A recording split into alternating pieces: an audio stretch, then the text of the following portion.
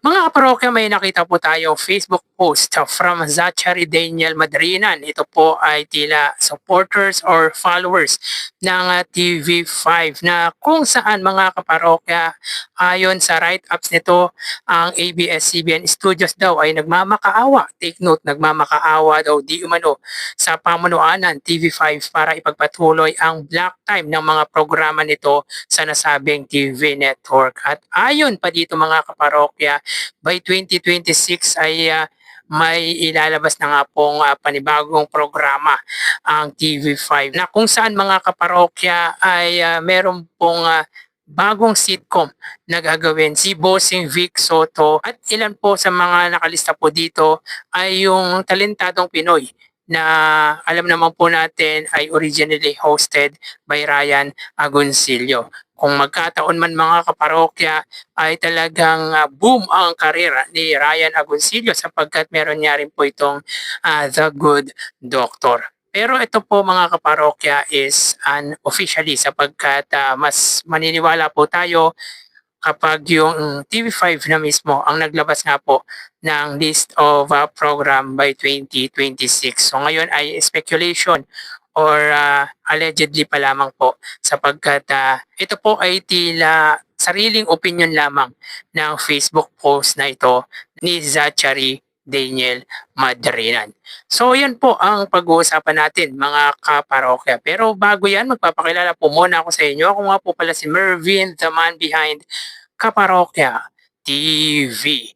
So yun nga po mga parokya, bago natin umpisahan ang ating pag-uusapan ay i-congratulate po muna natin ang isa sa The Clone na si Ruel Carino. Ito po ay clone ni Matt Monroe sapagkat nakatanggap po siya ng award from 38 Aliw Award Foundation Incorporated as Best Male New Artist of the Year.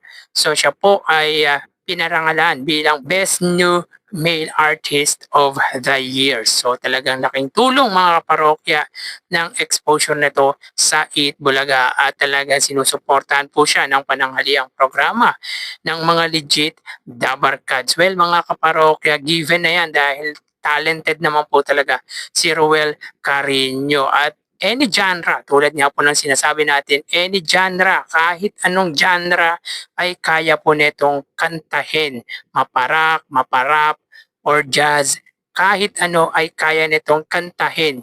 Well talented po talaga si Ruel Carino, kaya para sa akin ay hindi na po katakataka ang pagkilalang ito sa batang miyembro ng Eat Bulaga na si Ruel Carino. He is only 14 and if I'm not mistaken, he's turning 15 by 2026. So talagang batang-bata mga kaparokya, pero kung mag-isip ay matured na at kayang-kaya niya na po makipagsaluhan ng kakulitan sa ibang dabarkads. Kaya congratulations again kay Ruel Carino. Sana mas makilala pa po at sana mas gumanda pa po ang karir ni Ruel Carino, which is alam naman po natin kapag ang Itbulaga po ang nagpasikat ay talagang sisikat po ito. So yun nga po mga parokya, ayon kay Zachary Daniel Madrinan. So may kita nyo po ang logo dito, nakalagay ay TV5 at ayon dito ABS-CBN Studios nagmamakaawa nga ba sa TV5 para ipagpatuloy ang black time? Well, alam naman po natin na nagkaroon nga po ng partways ang dalawang biggest network or TV network dito sa bansa sapagkat ayon sa pamunuan ng TV5 ay hindi na daw po masustain ng ABS-CBN yung pagbabayad ng black time nito sa kanilang TV network na kung saan ay umabot na po ng 1 billion ang utang ng ABS-CBN sa TV5. So usap-usapan sa apat na sulok ng industriya na nagmamakaawa. Take note, nagmamakaawa at nakikiusap ang ABS-CBN Studios sa TV5 Network Incorporated para hindi maputol ang kanilang black time and content agreement na napagkasunduan nitong taong 2023. Ang kontrata ay matatapos pa sana sa taong 2028 ngunit sa kasamaang palad ay nagpadala na ng final notice of contract termination ang TV5 para putulin na umano ang anumang kaugnayan sa kanilang napagkasunduan epektibo sa darating na January 3. So sa January 3 ay matatapos na nga po yung pagpapalabas ng mga programa ng ABS-CBN sa TV5. Di po natin alam kung ito po ay totoo or official na po pero tanging ang TV5 lamang po ang makapagsasabi nito, hindi po ang Facebook post na ito. Once na ang TV5 po ang naglabas ng official announcement regarding nga po dito, ayun po ang mas paniniwalaan po natin. Kaya hanggang January 2, 2026 na lamang mapapanood ang mga kapamilya programs sa TV5. Ayon sa TV5, ilang beses na umano itong nagpadala ng notice via courier at electronic mail. Tinawagan ang mga executives ng ABS-CBN Studios ngunit wala umano silang natatanggap na sagot o kasiguruhang mababayaran ang utang nitong mahigit na 1 bilyong piso. So ang laki po talaga pala ng utang ng ABS-CBN sa TV5. At kung titingnan nyo mga parokya, mukha naman pong kumikita ang ABS-CBN. At bakit parang ang laki po ng utang nito sa TV5? Ano kaya ang problema ng ABS-CBN? Kaya naman umabot pa sa palitan ng masasakit na salita ang magkabilang panig ilang linggo nang nakararaan hanggang sa nabanggit ng ABS-CBN Studio sa kanilang disclosure sa SEC at Philippine Stock Exchange na hindi umano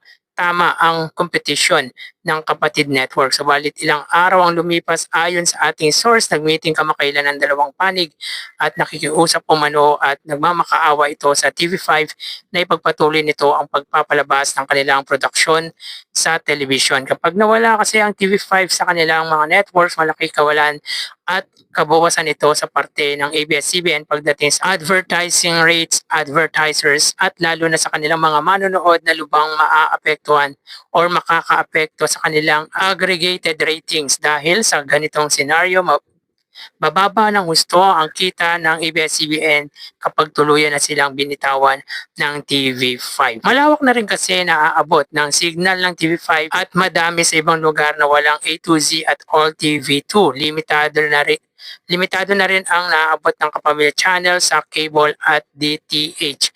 Pwede naman sa All TV2 nila ipagpatuloy ngunit ayon mismo sa Nielsen kahit mayroon nito sa major cities at provinces, limitado pa rin ang coverage nito kumpara sa TV5. Hanggang sa ngayon, wala pang tugon ang management ng TV5 kung pagbibigyan ba nila ang pakiusap ng ABS-CBN Studios. Sa kabilang banda, ayon umano sa ating source, nakabitin pa umano kung ire-renew pa ba ng GMA Network Incorporated ang pagpapalabas ng It's Showtime dahil tila sumadsad na umano ang ratings nito sa single channel sa GMA Network alone mga kaparokya. Well, yun din ang observation ko dahil umaabot lamang po sila ng 5% gayong napakalawak at talagang napakalakas ng signal ng GMA Network. Kaya nasasabi rin siguro dito ng page or account na ito na mababa ang ratings ng It's Showtime sapagkat sa lawak nga po na meron ang GMA ay tanging 5% lamang po ang pinakamataas na naabot na ratings ng It's Showtime. Kung minsan pa nga po mga kaparokya or madalas rather ay umaabot nga po ng 4%. So nung time na yung Eat Bulaga nga po ay nasa GMA Network ay umaabot po ng 7% to 8% ang kanilang TV ratings alone. So mataas po yun mga kaparokya.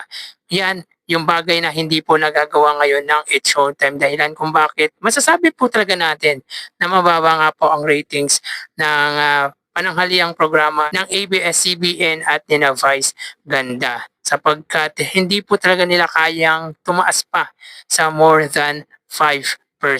Which is, in the other hand mga kaparokya, nung nasa TV5 naman po ang Eat Bulaga ay umaabot po ang ratings nito ng at least 3% Kumbaga ito na po ang pinakamataas na ratings sa TV5. Kahit sabihin po natin mababa yung number of ratings ng Eat Bulaga sa TV5 ay mataas naman to. Kaysa naman po nung time na yung Eat Showtime po ay nasa TV5 na kung siswertehin ay aabot lamang po ng 2% ang pinakamataas na ratings ng pananghaliang programa ng Madlang People. So talagang yun din po ang isa sa pinagtatakaan po natin na sa lawak nga po ng naabot ng GMA Network, bakit hindi po sila maabot or makaabot man lang ng 6% GMA alone. Sa GMA lamang po yun. So ipagpatuloy po natin mga kaparokya. Hindi pa natin alam sa ngayon kung magpapatuloy pa ba ang collab